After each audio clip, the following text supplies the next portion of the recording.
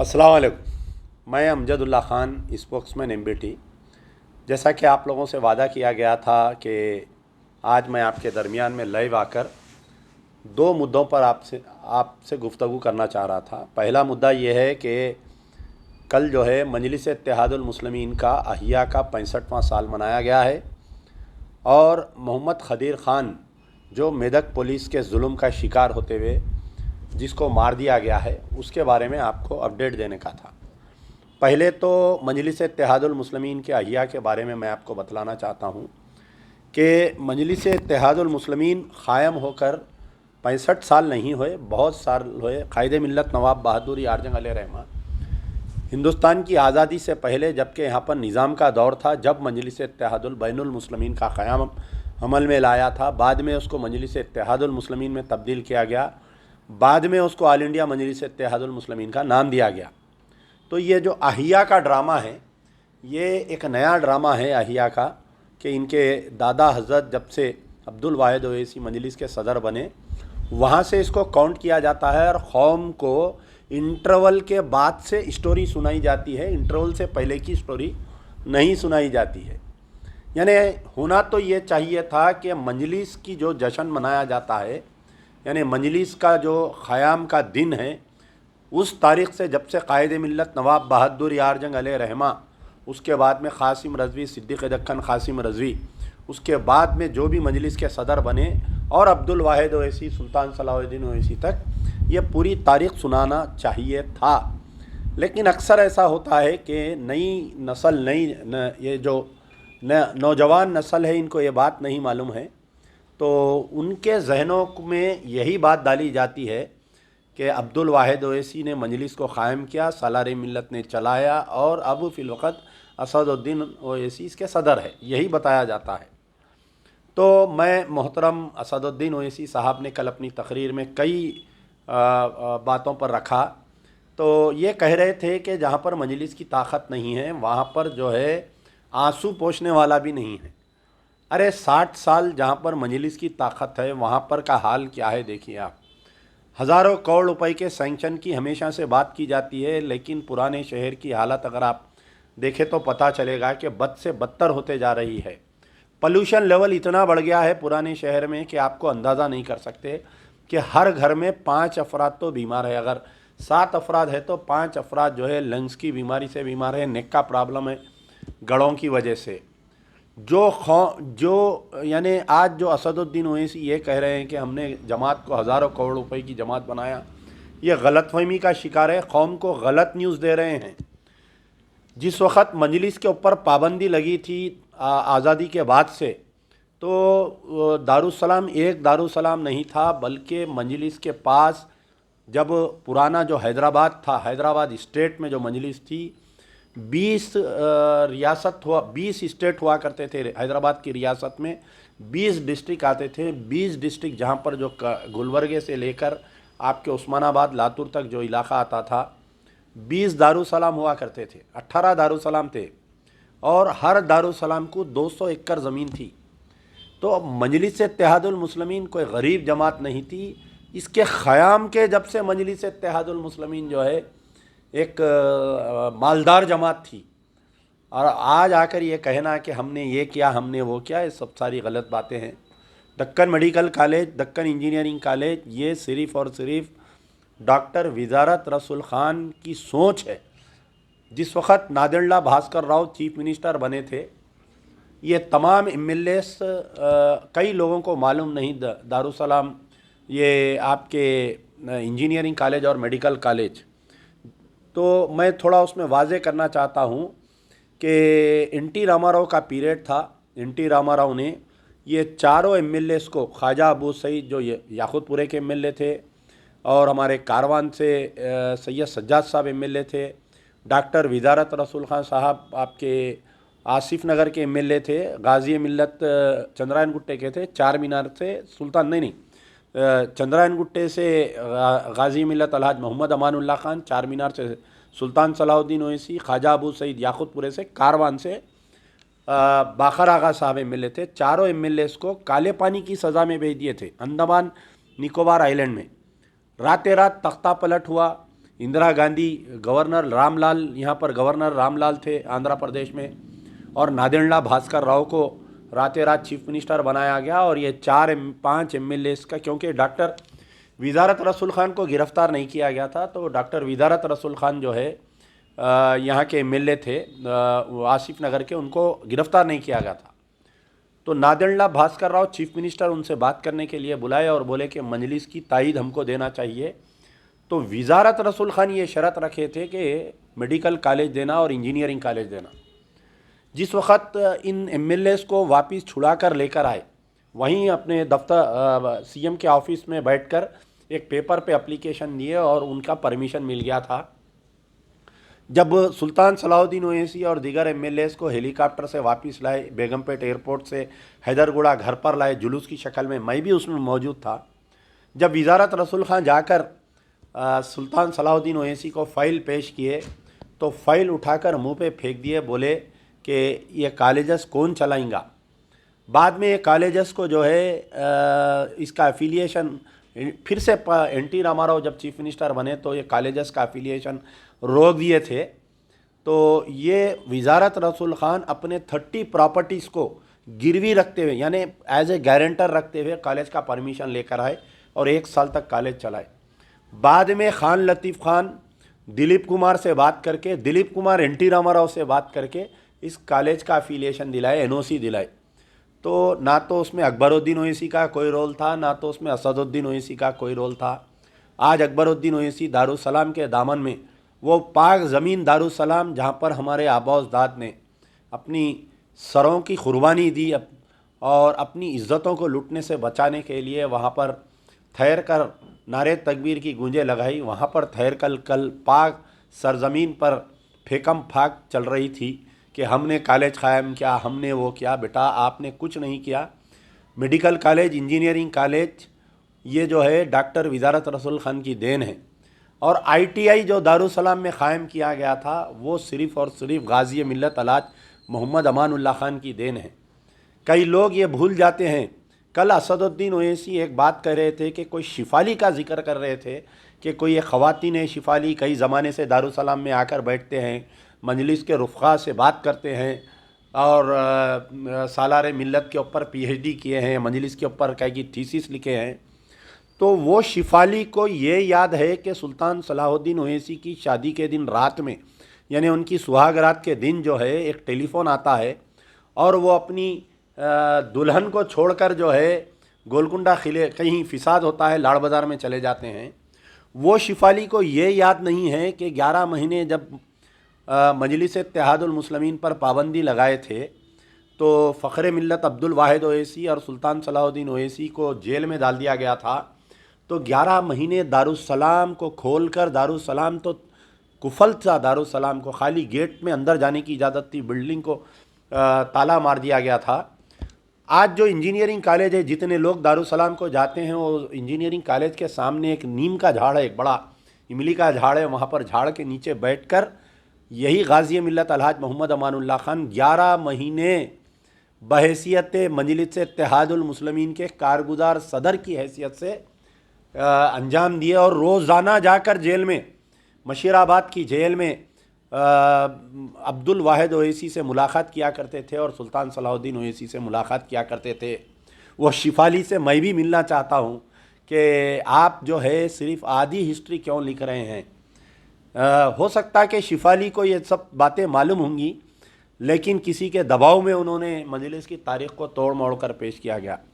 जिस तरीक़े से हिंदुस्तान की आज़ादी में कई मुसलमानों ने, कई उलमाओं ने अपनी जान दी, लेकिन जो RSS के लोग तारीख़ लिखते हैं, मुसलमानों की तारीख़ को मिटाकर सिर्फ़ और सिर्फ उनकी तारीख़ को पेश किया जाता है। उसी तर्ज़ अमल पर मजलिस इत्तेहादुल मुस्लिमीन में मुझे आज भी याद है कि आज बहुत बड़ी बड़ी बातें कर रहे हैं असदुद्दीन और सुल्तान सलाहुद्दीन ओवैसी। मेरी इस बात की गवाही मुमताज़ अहमद ख़ान MLA अभी बक़ैद हयात है, वो देंगे कि मरहूम मोतमद मजलिस इत्तेहादुल मुस्लिमीन ग़ुलाम गौस खान साहब जो मुग़लपुरे में रहते थे, 25 साल बग़ैर तनख्वाह के सिर्फ़ रिक्शे का किराया लेते थे। बेचारे मुग़लपुरे से दारुसलाम आते थे, दारुसलाम से मुग़लपुरा आते थे। अक्सर जो है मुमताज़ अहमद ख़ान साहब उनको रिक्शे का किराया देते थे क्योंकि वो मुमताज़ अहमद ख़ान के महल्ले में रहते थे। तो वैसे आदमी जो ग़ुलाम गौस ख़ान साहब मोतमद मजलिस इत्तेहादुल मुस्लिमीन का इंतकाल हो गया था, तो उनके इंतकाल में मजलिस के सदर सुल्तान सलाहुद्दीन ओवैसी नहीं आए। उनकी लड़की कहीं हुमनाबाद में शादी करके दिए थे। हुमनाबाद से आने के लिए 1 दिन का वक्त लगा। उनकी मोहतार रखने के लिए बर्फ़ के लिए पैसे नहीं थे उनके पास।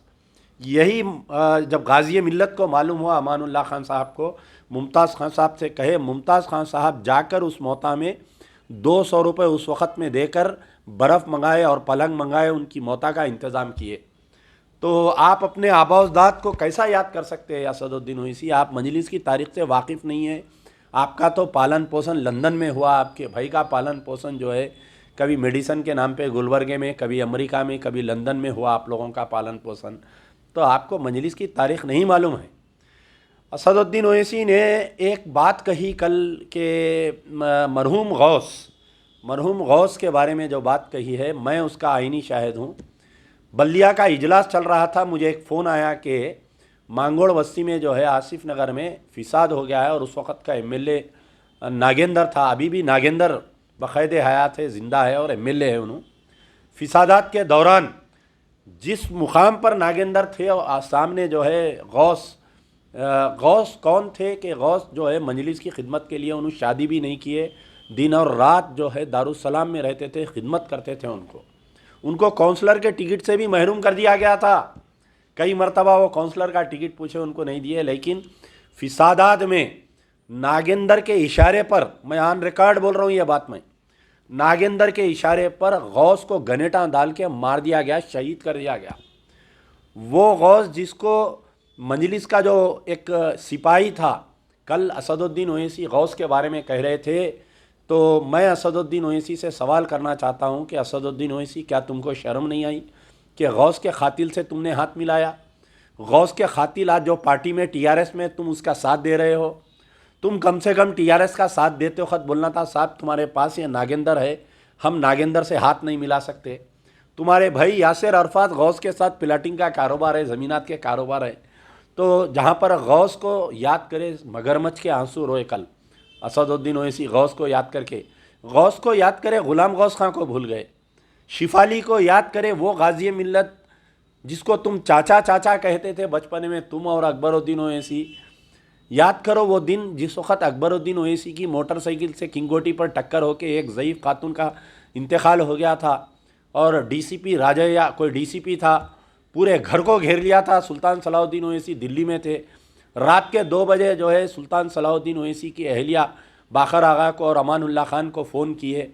रात के 2 बजे अमानुल्लाह खान सुल्तान सलाहुद्दीन ओवैसी के घर पर जाते हैं और पुलिस की मौजूदगी देकर पैर की चप्पल निकाल कर मारते हैं उस वक़्त के डीसीपी को और होम मिनिस्टर के, उस वक़्त के होम मिनिस्टर मैं समझता हूँ कि शिवा रेड्डी था, जिसको बम्बालू शिवा रेड्डी कहा करते हैं।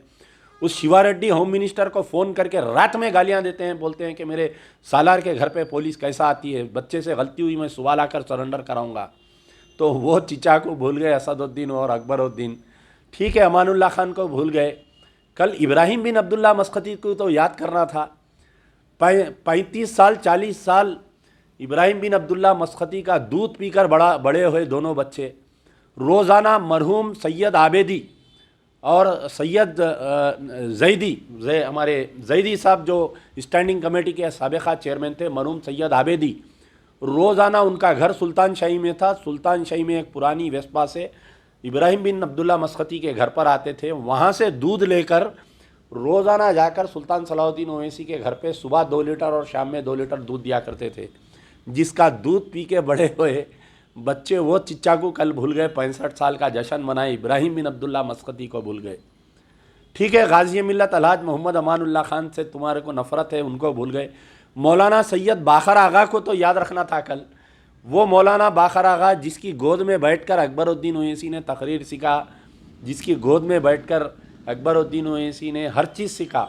आज दोनों भाई मौलाना सैयद बाखर आगा को, क़िबला को भूल गए। अरे जब फिसादात होते थे कारवान में, कच्चे कारवान में फिसादात होते थे, तो कारवान के गलियों में 2 ही शख्सियतें जाती थी। आज हमारे लायक अली साहब ज़िंदा हैं, उनसे मैं सवाल करूंगा, उनसे इस बात की गवाही पूछूंगा कि फिसादात में जब कारवान के मुसलमानों को किसी की ज़रूरत पड़ती तो दो ही शख्स आते थे, अमानुल्लाह खान और बाकर आगा।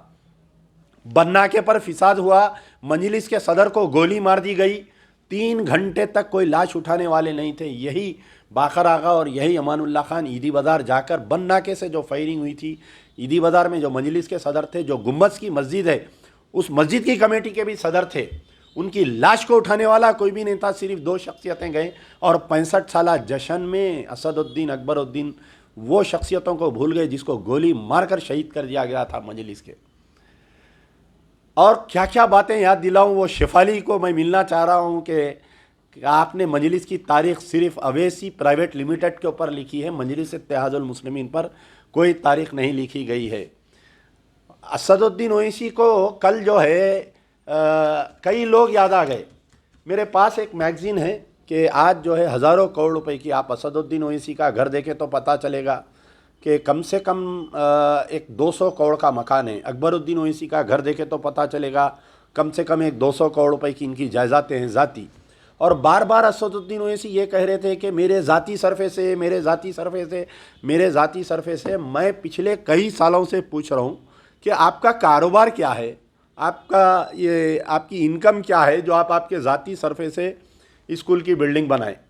जिस वक्त दवाखाने का ख़याम आया था, सुल्तान सलाहुद्दीन ओवैसी यही कहते थे कि दक्कन मेडिकल कॉलेज और असरा हॉस्पिटल में जो है फ्री में इलाज होगा। मैं चैलेंज करने के मौक़िफ़ में हूँ कि एक भी मरीज़ को पेश करो जिसको डिस्काउंट दिया गया है। फ्री का इलाज तो दूर की बात है। कोविड में कितना लूटे मुसलमानों को। आज दारुसलाम कोऑपरेटिव बैंक में मैं चैलेंज करने के मौक़िफ़ में हूँ कि 70% ग्रेटर हैदराबाद के मुसलमानों के अगर जेवरात कहीं रहन हैं, कहीं घरों के पेपरा रहन है, तो वो है दारुसलाम बैंक है। तो आप बतलाइए, आज स्कूलों का ढंडोरा पीट रहे हैं कि मैं 10,000 बच्चों को फ्री में पढ़ा रहा हूँ। कल ये सिर्फ़ और सिर्फ जो है थोड़े दिन की मेहमान है, थोड़े दिन के बाद में जो है ये स्कूलों में भी वही जैसा कारपोरेट गौतम स्कूल है, जैसा वो स्कूल है, वो कारपोरेट इदारे बन जाएंगे। ये इसमें भी फ़ीसों का चलन हो जाएगा। अभी भी सिर्फ एक बच्चे को दे रहे हैं, बाकी के 3-4 बच्चे अगर है तो उनको नहीं दिया जा रहा है।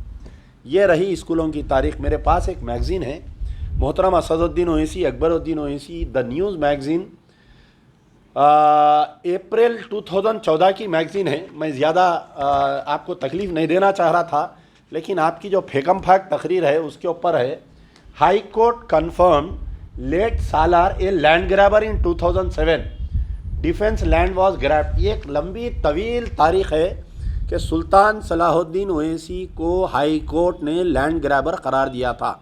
ये अमजदुल्ला खान नहीं बोल रहा हूँ, मैं नहीं बोल रहा हूँ, ये मैगज़ीन है, आप लोग देख सकते हैं, द न्यूज़ मैगज़ीन है। तो आप बताइए कि आज जो है आप एक अपने आप को फरिश्ते बनाकर पेश कर रहे हैं। तवील तारीख़ है कि इसका केस कैसा चला और क्या हुआ।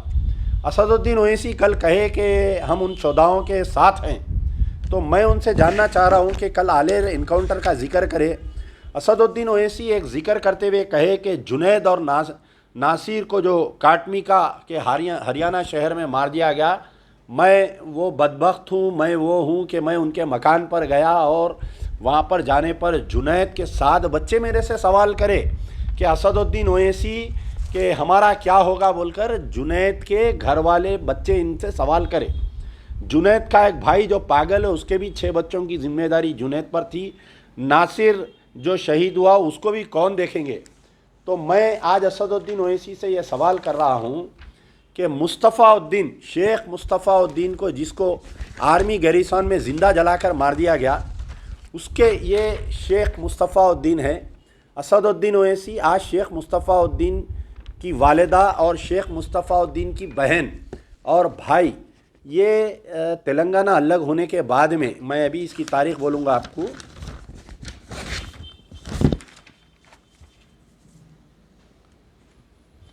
9 अक्टूबर 2014 को शेख मुस्तफ़ाउद्दीन को 2 फौजी मिलकर बदफेली किए और इसको ज़िंदा जला दिए, इसको मार दिए।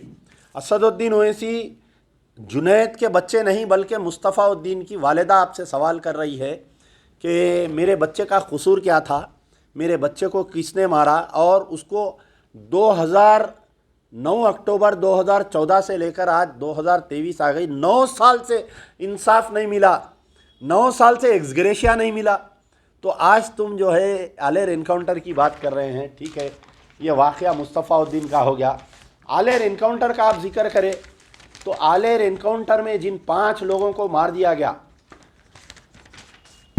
आलेर इनकाउंटर 7 मई 2015 को हुआ। असदुद्दीन ओवैसी, जुनैद के बच्चे आपको सवाल कर रहे हैं। आलेर इनकाउंटर में एक डॉक्टर हनीफ को मार दिया गया, मशीराबाद से ताल्लुक़ रखने वाला डॉक्टर हनीफ, जो एक गुजरात का रहने वाला था, हैदराबाद में शादी करके था। जिस वक्त इनकाउंटर हुआ मैं गया, जब बच्चे मासूम थे, लपट कर मुझे रोए, और आज वो बच्ची बड़ी हो गई, इंटर पास कर ली वो बच्ची। इनकाउंटर होके 2009 7 मई 2015 को इनकाउंटर हुआ असदुद्दीन ओवैसी। ये 5 जो लड़कों को इनकाउंटर हुआ, देखिए शोधा तुमको याद कर रहे हैं, इनके बच्चे, इनके अम्माएँ, इनके बाबा, इनके भाई तुमको पूछ रहे हैं कि कहाँ पर है। मेरे पास एक रिपोर्ट है, असदुद्दीन ओवैसी हाथ में हथकड़ी थी, देखिए आप, इन मासूमों को मार दिया गया। ये तुम्हारी क़यादत है ना, तुम यहाँ पर टीआरएस के साथ है, तुम सरों में गोली मारे गए, हाथ में हथकड़ी है, बच्चों के सर में गोली मारे आलेर एनकाउंटर में, देखिए आप।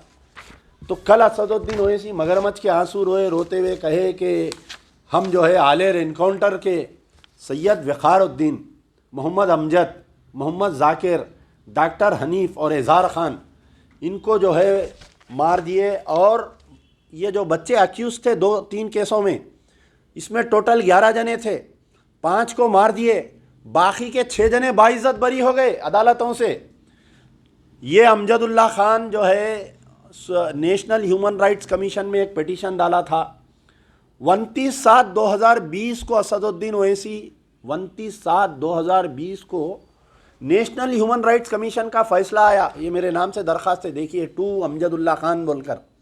इसमें वाज़े लिखा कि vide commission letter dated 12/7/2018 and 9/10/2018, फिर 2019-2000, यानी पूरी तफसील लिखते हुए उसमें यह साफ वाज़े लिख रहा है कि जजमेंट की आखिरी लाइन पढ़ूंगा। The chief secretary government of Telangana is directed to ensure that monetary compensation of ₹5 lakh each is paid to the sent complain, यानी ये इनकाउंटर फर्जी है और हर जो मरने वाले को 5 लाख रुपए एक्सग्रेशिया देना चाहिए।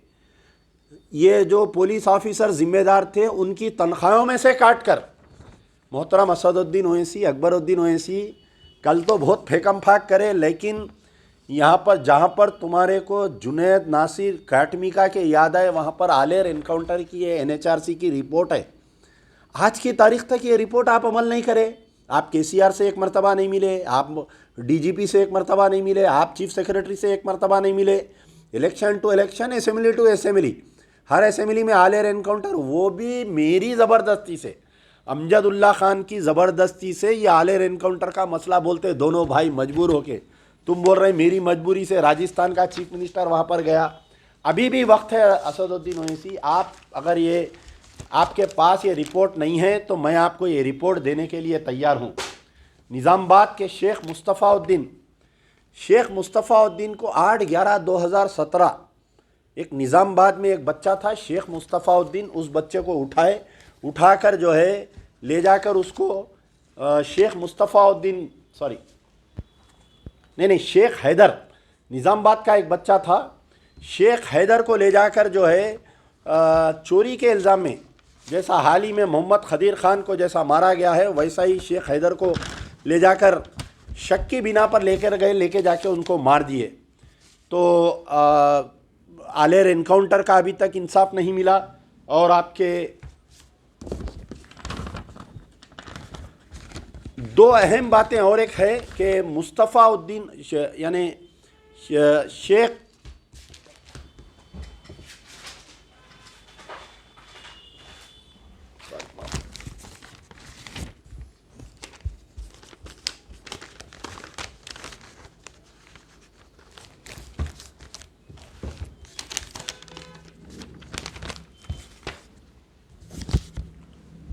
तेलंगाना अलग होने के बाद से लेकर आज की तारीख तक, पुराने बातें छोड़ दीजिए, सबसे पहले किशनबाग राइट्स हुआ, किशनबाग में 4 बच्चों को मार दिए, कमीशन बिठाए, आज की तारीख तक उसकी रिपोर्ट टेबल पे नहीं आई। मुस्तफ़ाउद्दीन का वाक़या हुआ, आज की तारीख तक इंसाफ नहीं मिला। आलेर एनकाउंटर में NHRC की रिपोर्ट आई, आज की तारीख तक उनको इंसाफ नहीं मिला।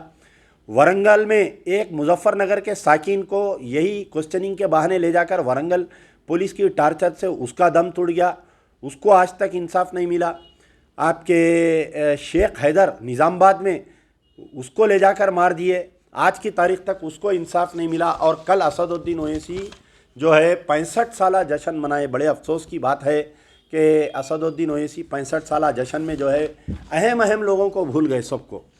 तो मेरी उन तमाम, अब कल से सोशल मीडिया पे मजाक उड़ाया जा रहा है कि अकबरुद्दीन ओवैसी जो है किचन में बावर्ची बनाते, बोले ठीक है अकबरुद्दीन ओवैसी अगर ये बोलते कि मैं कोई पंचर जोड़ने वाले के बेटे को डॉक्टर बनाऊंगा, रिक्शे वाले के बेटे को डॉक्टर बनाऊंगा, मेरे बेटे को इलेक्ट्रॉनिक ऑटो दे के बावर्ची बनाऊंगा, तो लोग यकीन करते हो भाई ठीक है। पहले अपने बेटे को पायलट बेसिस पे आपका बेटा जो है अभी चुमटी के पर नहीं फूटे, उसको लाके आप जो है अवैसी एजुकेशनल ट्रस्ट के चेयरमैन बना के बिठा दिए, और लोगों के गरीब मुसलमानों के बच्चों को इलेक्ट्रॉनिक ऑटो देके आप बोल रहे हैं आप बोल रहे हैं बैगन का सालन बेचो, मिर्ची का सालन बेचो। पहले आप अपने बेटे को लगाओ कारोबार, बाद में दूसरों को लगा के दियो आप कारोबार। तो ये था। अब यहाँ पर जो है खदीर खान का ये हो गया कि 65 साला जश्न में जो है तमाम को नज़रअंदाज कर दिया गया, सिर्फ़ और सिर्फ इंटरवल के बाद से स्टोरी पेश की गई।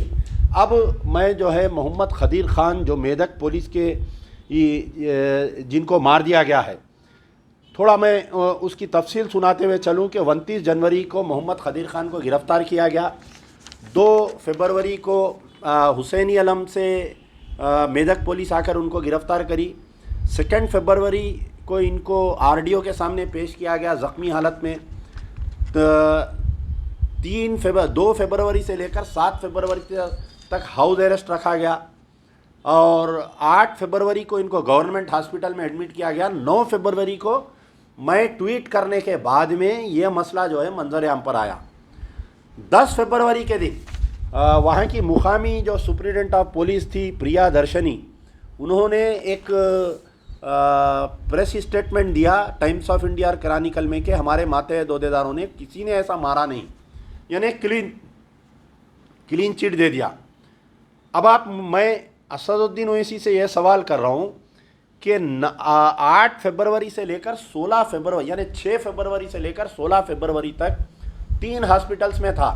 ना तो आप आए, ना तो leader of the opposition Akbaruddin Owaisi आए, ना कोई आपका MLA आया, ना कोई कारपोरेटर आया। यहाँ तक कि आपका मेदक का मजलिस का जो सदर है वो तक जाकर नहीं मिला। कल आप तकरीर में बोल रहे हैं कि मजलिस की नुमाइंदगी पर हमारे कारवान MLA ने इत्तला दिया है कि मेदक के मजलिस वाले नुमाइंदगी करे, और इनके MLA नुमाइंदगी करने से उसकी बेवा को टिमरिस में जॉब दिया गया है। टिमरिस में क्या जॉब मिल रहा मालूम आप लोगों को?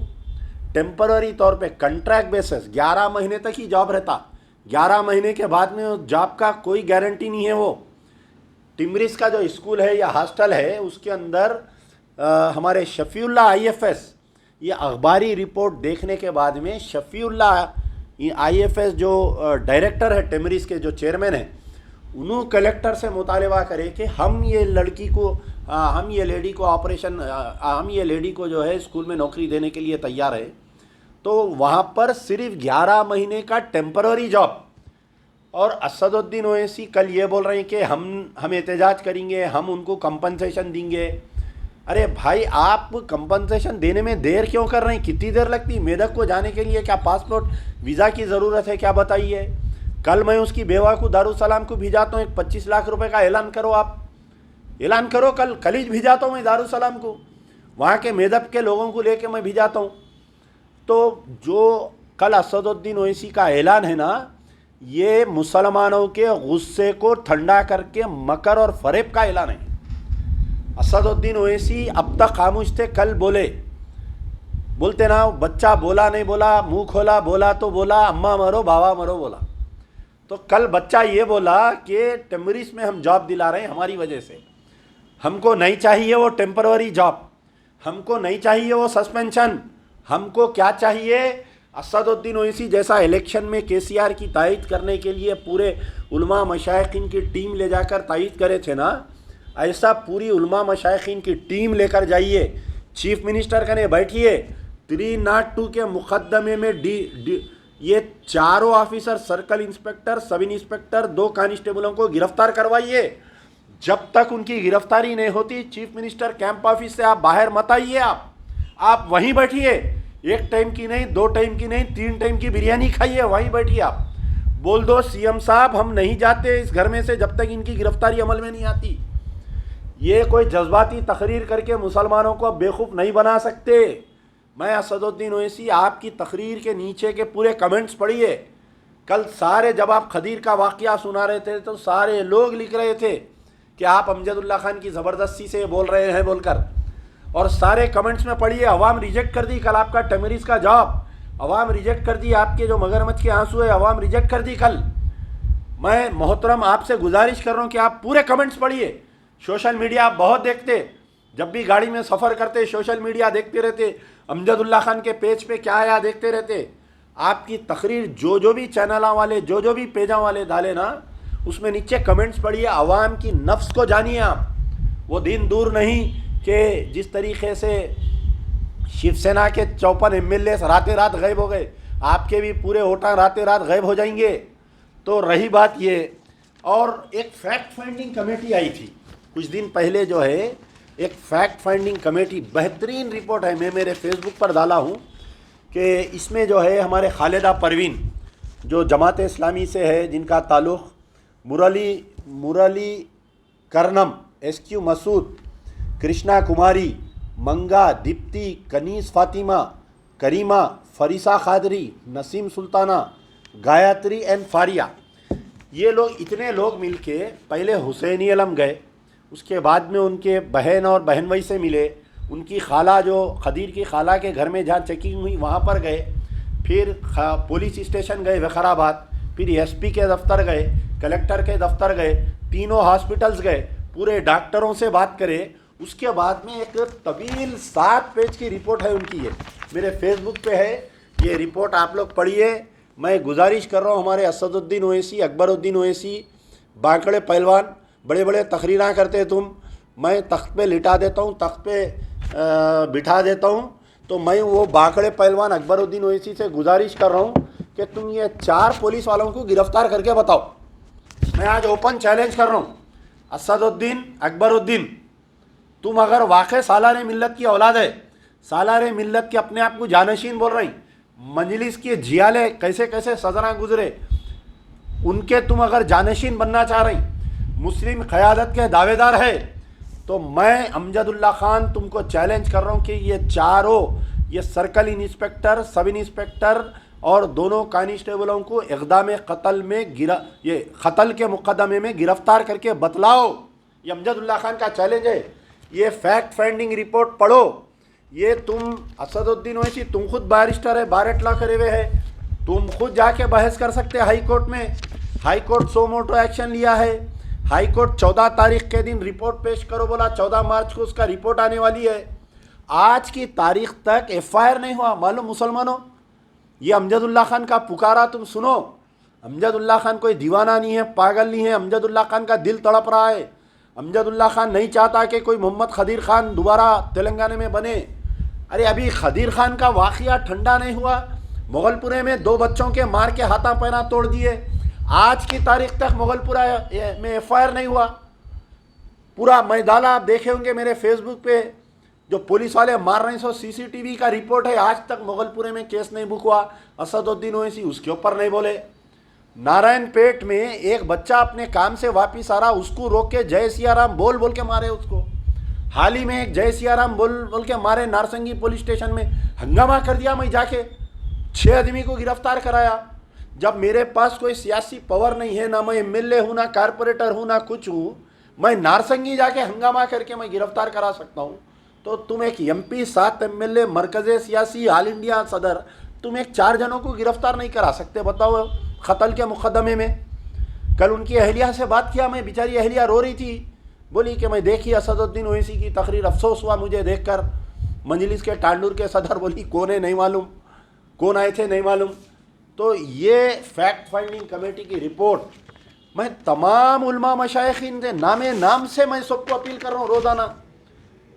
मौलाना जाफ़र पाशा साहब से अपील कर रहा हूँ, मुफ्ती महमूद ज़ुबैर साहब से, जमायतुल उलमा अरशद मदनी ग्रुप से अपील कर रहा हूँ, मुफ्ती ग़ियासुद्दीन क़ासमी रहमानी साहब से जो अरशद मदनी ग्रुप है, हाफिज़ पीर शब्बीर अहमद जो महमूद मदनी ग्रुप के है, हाफिज़ पीर खालिद अहमद, खालिद सैफुल्लाह रहमानी। अरे भाई क्या हो गया आपको? पता नहीं आपका मुंह क्यों नहीं खुल रहा, समझ में नहीं आ रहा इस मसले पर। आप हर मसले पर बोलते ना, आप all India Muslim Personal Law board के जिम्मेदार हैं। आप जो है हरियाणा में मारे तो बयान देते। एक बात सुनिए आप, खैर इसके बाद में बोलता हूँ। वहीं खालिद सैफुल्लाह रहमानी साहब से अपील कर रहा हूँ, मौलाना अब्दुल खवी साहब अशरफुल उलूम से अपील कर रहा हूँ, मुफ्ती खालिद अहमद साहब से अपील कर रहा हूँ, मुफ्ती सादिक मोहिउद्दीन साहब से अपील कर रहा हूँ, अरशद अली क़ासमी मजलिस तहफ़्फ़ुज़ नबूवत से अपील कर रहा हूँ, ज़ियाउद्दीन नैयर तामीर मिल्लत के सदर साहब से अपील कर रहा हूँ, Mateen Qadri Telangana public service commission के साबिक़ा मेंबर से अपील कर रहा हूँ, ग़ियासुद्दीन अरशादी सफ़ा बैतुल माल, ब्रदर वसीम मस्जिद अजीज़िया, मौलाना शकील अहमद साहब जो हर छोटे मोटे बात पे वीडियो बनाते। अरे फैक्ट फाइंडिंग कमेटी की रिपोर्ट होना तो मेरे को फ़ोन करो, मैं भिजाता हूँ। मेरे फेसबुक पे है या आप व्हाट्सअप पे मेरे को रिक्वेस्ट करो, ये रिपोर्ट मैं आप लोगों को भिजाता हूँ, पढ़ो। ये फैक्ट फाइंडिंग ये तो मैंने बनाया ना, ये तो एक इंडिपेंडेंट इंक्वायरी रिपोर्ट है। इसके अंदर पूरे 3 डॉक्टरों का बयान है और एक रिपोर्टर बेहतरीन न्यूज़ लिखा है एक बेचारा।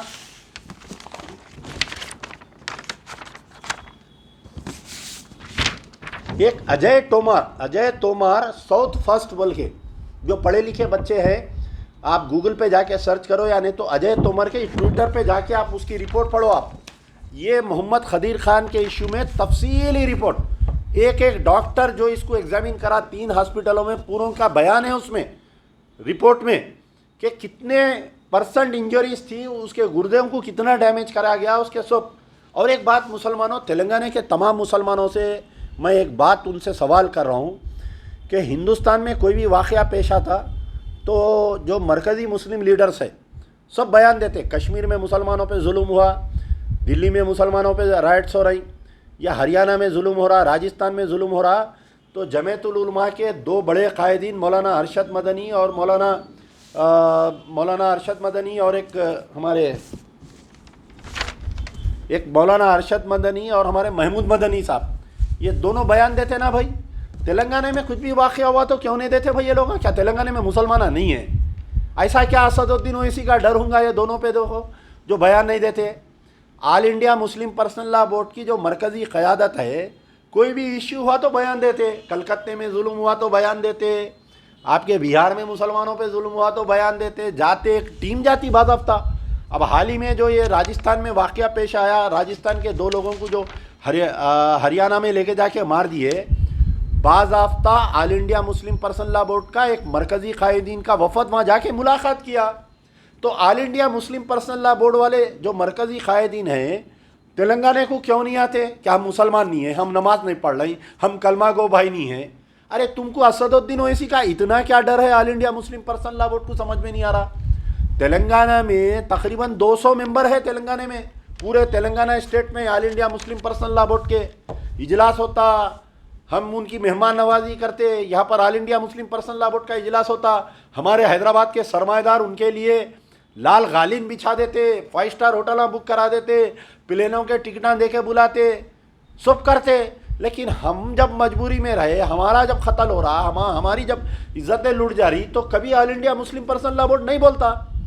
अब रियासती उलमा मशाइखीन का तो अब मैं क्या बोलूँ, बोलिए आप। कोई एक आदमी बयान देने के लिए तैयार नहीं है, कोई एक शख्स।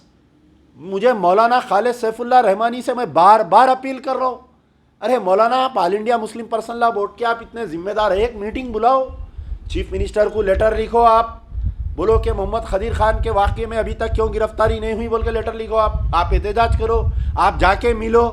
नहीं मिल रही।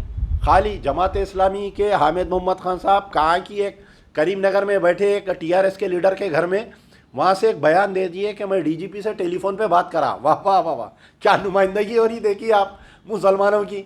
हामिद मोहम्मद खान साहब, आपके अफराद ख़ानदान के साथ ऐसा होता तो आप टेलीफोन पे बात करते थे? बताओ आप। हंगामा कर देते, रोड पे निकल जाते आप। आपके साथ हुआ तो ऐसा, दूसरों के साथ हुआ तो ऐसा। जमात इस्लामी के एक अहम रुकन है हमारे मलिक मोहतशिम अली खान साहब, जो वक्फ बोर्ड के मेंबर भी हैं। जमात इस्लामी की टीवी पे उनका एक इंटरव्यू आया, मैं देख रहा था। पूरे इंटरव्यू में जो है मरकज़ के बातें कर रहे हैं, दिल्ली के, हरियाणा के, यहाँ के, वहाँ के। तेलंगाना की गुफ्तगू कुछ नहीं कर रहे हैं बेचारे। अरे आप तेलंगाना में हैं, आप जो है कविता के ख़िलाफ़ में इलेक्शन लड़े थे, कॉम्प्रोमाइज़ में आपको जो है वक्फ बोर्ड की रुकनीत मिली, हज़ारों करोड़ रुपए की जायदादें लुट जा रही, आप खामोश बैठे हुए हैं। अरे कम से कम मोहम्मद खदीर खान के इशू पर तो आप जमात के रुकन है, बोलिए आप नहीं बोलते। जामे निज़ामिया में इतने बड़े बड़े दीनी दर्जगाह है, इतने बड़े बड़े उलमा मशाइखीन हैं, कोई बयान नहीं।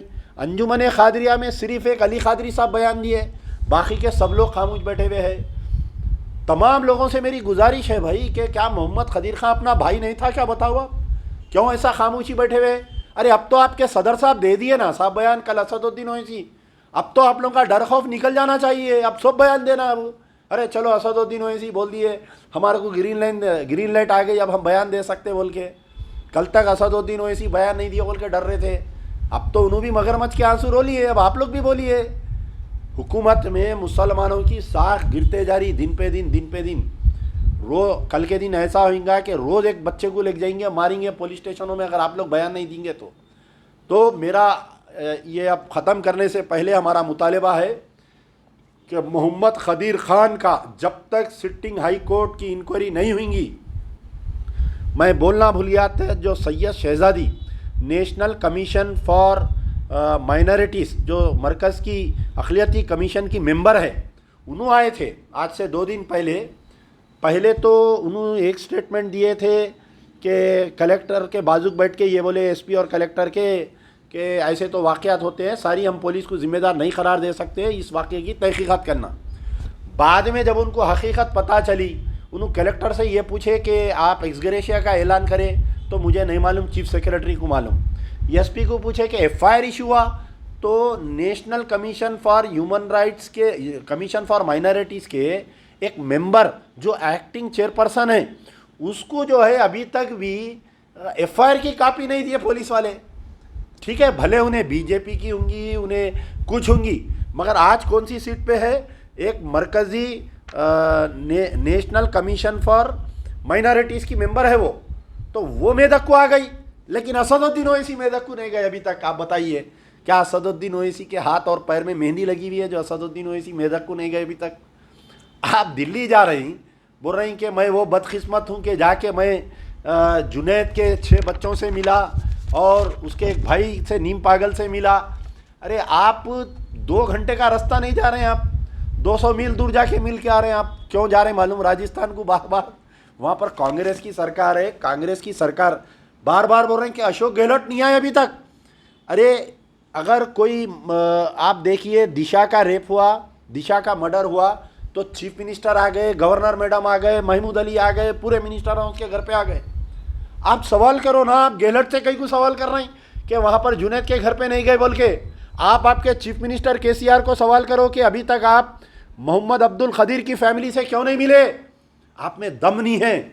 मजलिस की क़यादत जो है, जंगों की फ़ौज हो गई मजलिस की क़यादत, आप में दम नहीं है। वो क़यादत, वो सलाहियत पैदा करो जो गाज़ी मिल्लत अलहाज मोहम्मद अमानुल्लाह खान में थी।